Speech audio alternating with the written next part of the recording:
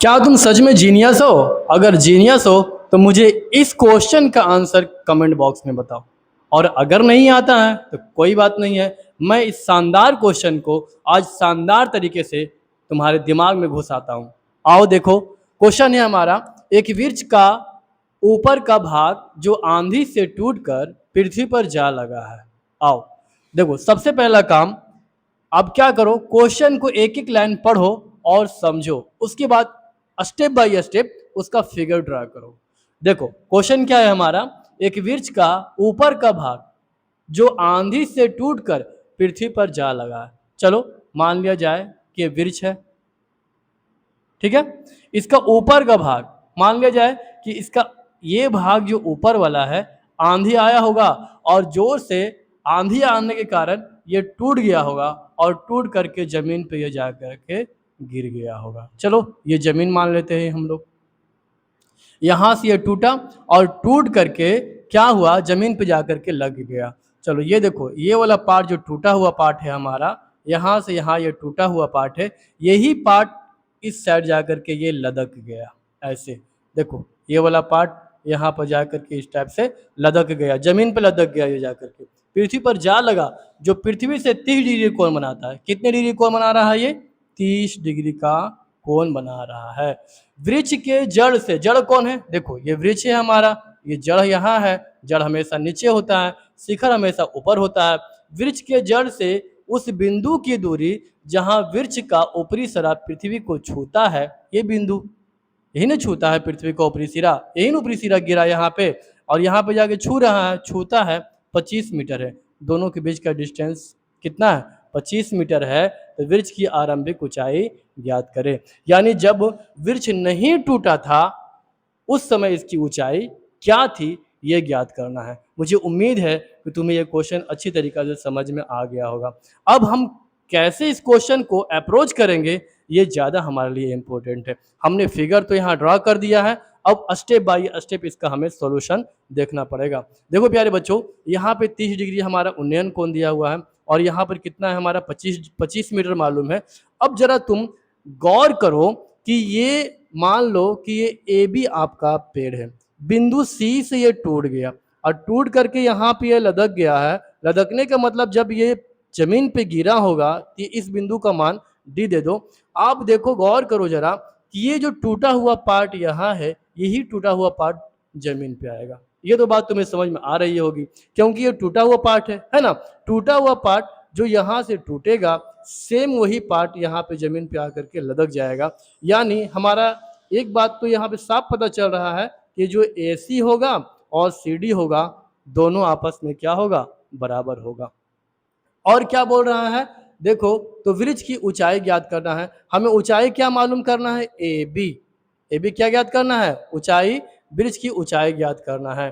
तो प्यारे बच्चों, हमें क्या करना पड़ेगा, सबसे पहले इस पार्ट को ज्ञात करना होगा, ठीक है।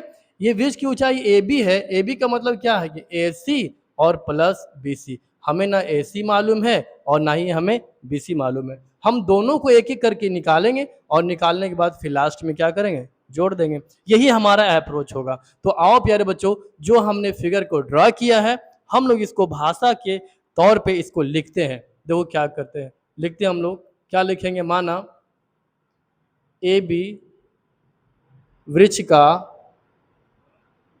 ऊपरी सिरा जो सी से, कहाँ से, सी से टूटकर कहाँ गिर गया जा करके, जमीन, या पृथ्वी भी लिख सकते हो आप, जमीन के बिंदु डी पर टिक जाती है, या लग जाती है, या लदक जाती भी बोल सकते हो आप, अपनी भाषा में बोल सकते हो आप। बिंदु डी पर टिक जाती है। हमारा थीटा बराबर कितना दिया हुआ है, 30 डिग्री, और BD कितना दिया हुआ है, 25 मीटर। हमें क्या ज्ञात करना है, हमें पेड़ की आरंभिक ऊंचाई, आरंभिक ऊंचाई, आरंभिक ऊंचाई AB ज्ञात करनी है। यहाँ देखो प्यारे बच्चों, पेड़ की दो ऊंचाई है। कैसे दो ऊंचाई है? यहाँ देखो, जब पेड़ नहीं टूटा हुआ होगा तब इसकी ऊंचाई कितनी हुई होगी? A B. लेकिन जैसे ये टूट गया तो यहाँ से हट गया ये ऊंचाई, सिर्फ ये क्या बच गया है? C B. तो आपको सी बी नहीं, जब पेड़ नहीं टूटा था तब ये कितना ऊंचा था ये ज्ञात करना है। अगर ऐसे भी क्वेश्चन आ सकता है एग्जाम में कि पेड़ जब टूट गया है तो टूटने के बाद जो बचा पार्ट है उसकी ऊंचाई क्या होगी, ये भी एग्जाम में पूछ सकता है प्यारे बच्चों, क्वेश्चन को घुमा के भी दे सकता है। तो आप इस कंसेप्ट को अच्छी तरीके से समझो। तो हमें पेड़ की आरंभिक ऊंचाई ए बी ज्ञात करनी है। तो आओ प्यारे बच्चों, हम लोग क्या करते हैं, सबसे पहला काम देखो, आप इसको x मान लो तो ये भी कितना हो जाएगा? x हो जाएगा।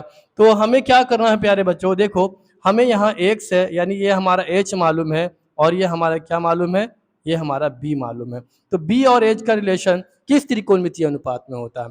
आपने काफी अच्छी तरीके से इसको पढ़ा है। बताओ b और h का रिलेशन किस में होता है? तो प्यारे बच्चों आप लिखो समकोण त्रिभुज किस में? समकोण त्रिभुज CBD में। समकोण त्रिभुज CBD में क्या करो आप? कॉस थीटा बराबर b बटे एच। b बराबर हमारा कितना है प्यारे बच्चों? देखो BD। h बराबर कितना है हमारा? h बराबर CD। यहाँ लिखो CD।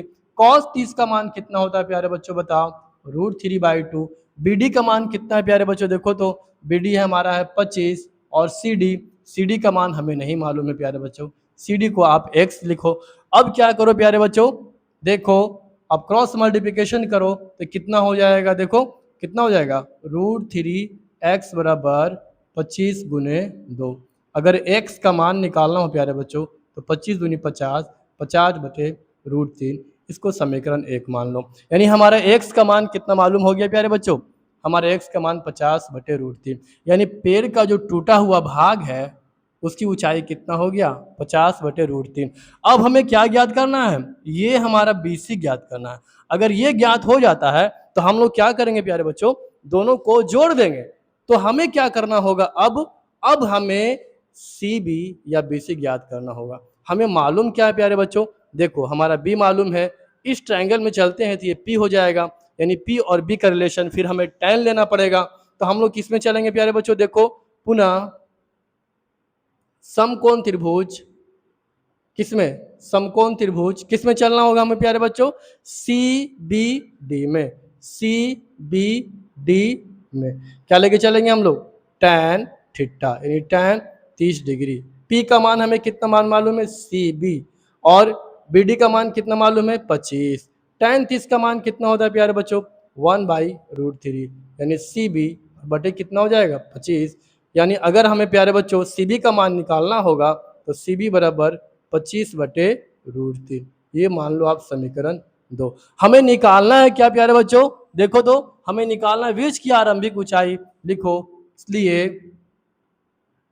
वृक्ष की आरंभिक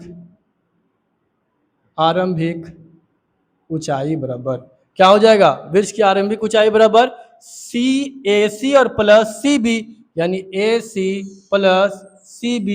AC हमने कितना निकाला? देखो तो 50 बटे √3 प्लस CB हमने कितना निकाला? 25 बटे √3। आप इसका LCM लो प्यारे बच्चों तो कितना आ जाएगा? देखो 25 और प्लस 50 75, 75 बटे कितना आ गया? √3। कितना आ गया इसका? 75 बटे √3 आ गया ये।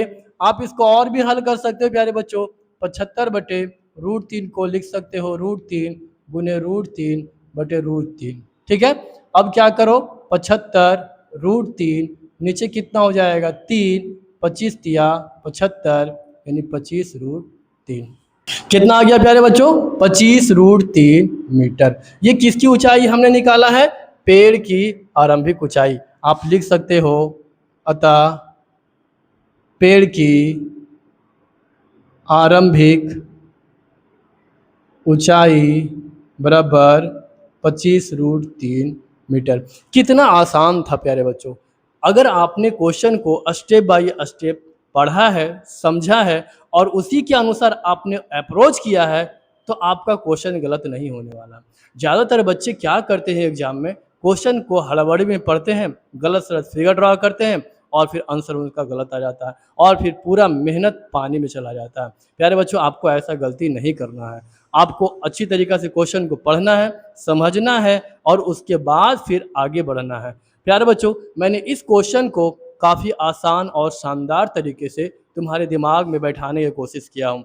अगर तुम्हें ये क्वेश्चन अच्छा लगा हो, समझ में आया हो, तो हमारे वीडियो को आप ज़रूर से ज़रूर लाइक करो, अपने दोस्तों के साथ शेयर करो और अगर हमारे चैनल पे आप पहली बार आए हो, तो हमारे चैनल को ज़रूर से ज़रूर सब्सक्राइब करो।